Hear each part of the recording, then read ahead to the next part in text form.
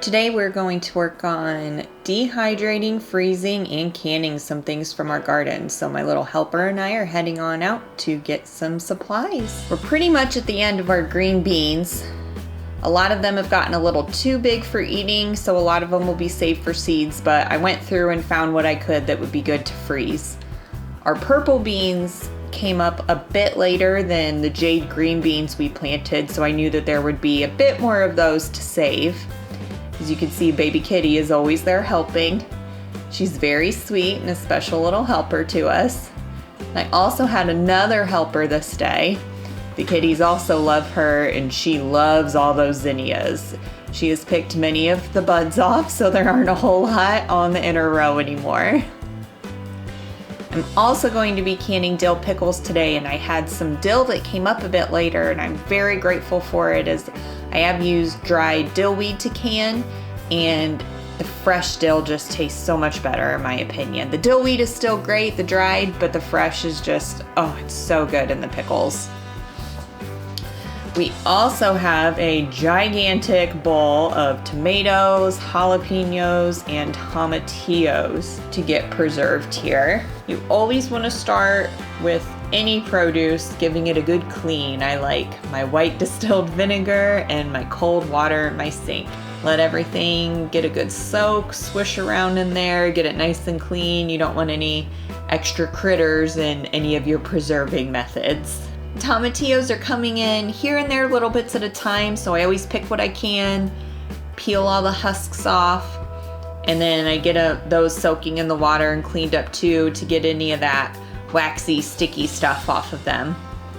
Make sure to wipe them off really good too and get any of that extra stuff off. And then I always just keep a gallon-sized Ziploc bag in my freezer. I add them to that bag whenever I get fresh ones. Get as much of the air out and pop it back in the freezer, and then when I have enough here, after the harvest season is over, I will make lots of delicious green salsa verde. The jalapenos, I decided I wanted to dehydrate them. I like to wear gloves when I chop them, as I've got little ones to take care of during the day. So I want to make sure that I keep any of those spicy oils off me if I can help it. Slice them into discs, roughly about the same size. I did learn next time I won't save the ends, as those took much longer to dehydrate than the discs themselves did.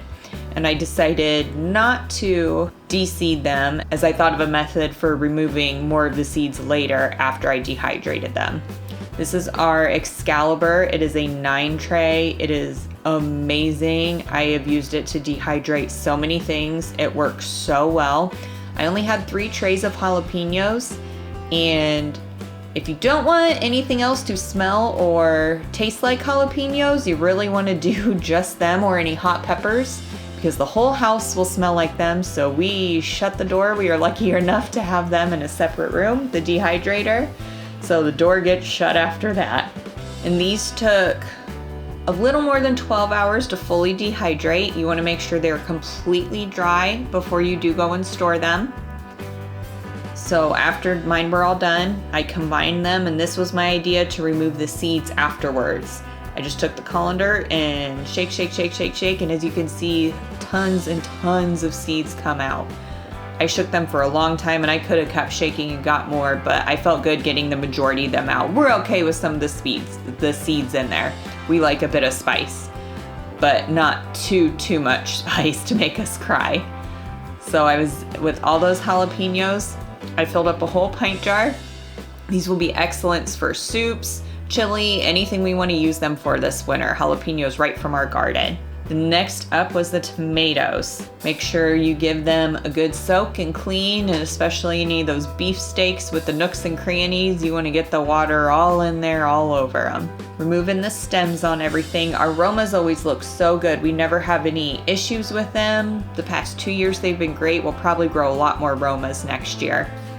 Saving some to ripen a little bit more here that need a little bit more ripening time. Oh, that one is a chicken tomato, definitely. They will enjoy him. I like to freeze my tomatoes to save them up for a big sauce making day. And another trick for saving your tomatoes this way is when you go to thaw them from the freezer, the skins peel right off, so there is no need to boil them, have a bowl of cold water to put them in to stop the cooking. If you just freeze them until you have a good amount that you need to make some sauce or salsa, whatever you want, the skins will peel right off when you thaw them.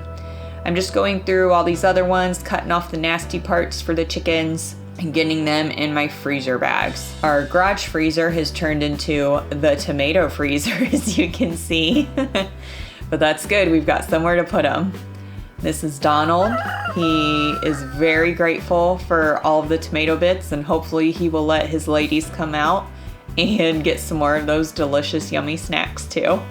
For our green beans, we're going to freeze them also, but we are going to vacuum seal them. Last year, we did not have a vacuum sealer, and everything I just put in regular Ziploc bags, and everything had so much freezer burn. The texture was a little bit off, so we are very excited and grateful to have a vacuum sealer this year.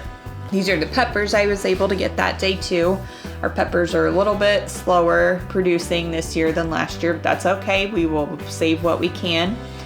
For the bell peppers, I just like to seed them and devein them, roughly chop them into about the same size, and then I put them in 2 different vacuum seal bags, so that way we would have them more than once.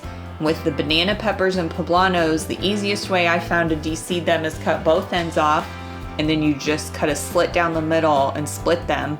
And then if you take a spoon, you can go down the vein and usually get the vein, and then also just scoop out the whole seed pod without making a mess at all. And if there's any little vein left, you can usually grab it and pull them off too. So I just also roughly chopped the poblanos and banana peppers into the same size, and I decided to put them all in the same freezer bag. I feel like those two would taste pretty well together with anything we would decide to use them for. And this is our Weston commercial vacuum sealer. At first, a commercial vacuum sealer seemed like a little too much, and after doing research and talking to friends that had the name brand vacuum sealer that you've probably heard of, and just the problems with it, the multiple purchases of it, we wanted something that would last and would work well, and this Weston is amazing. We'll have a link down below in the description. It gets so much air out, it's crazy, and then the thickness of the strip is almost double that of the name brand one. These cucumbers had been picked a couple days before and had been cleaned and were washed already and in the fridge, and that's why they had all the condensation on them when I took them out. But I made sure that they were really dry and cut off both ends, and then got to chopping them into pickle slices for us. You just want to make sure they're pretty much about the same size, but if some are a little bit thicker, we're okay with that. And we're just making some basic dill pickles here. We put in our mustard seed, and then some of that fresh dill from the garden. I didn't even add any garlic to it this time around. And then got to packing the pickles in as tight as I could. It always amazes me how when you pack cucumbers into a jar, how much more you can always still fit in there. And now I'm just adding my vinegar, water, sugar, and salt solution here, because we are going to water bath can them. And then you also want to make sure that you use something to debubble them so that you can get the correct head space. Add any more liquid if you need to. Checking to make sure I'm good. And then always add something to keep the pickles crunchy. I have made the mistake of not adding anything, and those are pretty soggy pickles. Even after having them about 2 days after canning them, they're already really soggy. So make sure if you want crunchy ones to add something to keep that crunch.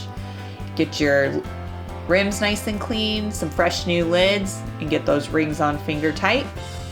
And then I used my pressure canner as a water bath canner here again, so I could fit in as many jars as I could at once. I was able to get 8 pint jars and 1 quart jar. This was our last batch of pickles. We have made many of them this season. Pickling cucumbers were our best and gave us a nice big bumper crop this year too. Preserving and saving food items that you grow is not hard. These 3 ways of preserving, dehydrating, canning, and freezing are easy to learn. You don't need to be intimidated by them. If you have a big garden or know someone who does, maybe you come across a good deal at the farmer's market. These are 3 easy ways that you can preserve food for you and your family. If you want to see a more in-depth canning video, check out this one next where we made homemade applesauce and canned it. Thank you for watching, and remember to live free and find your purpose.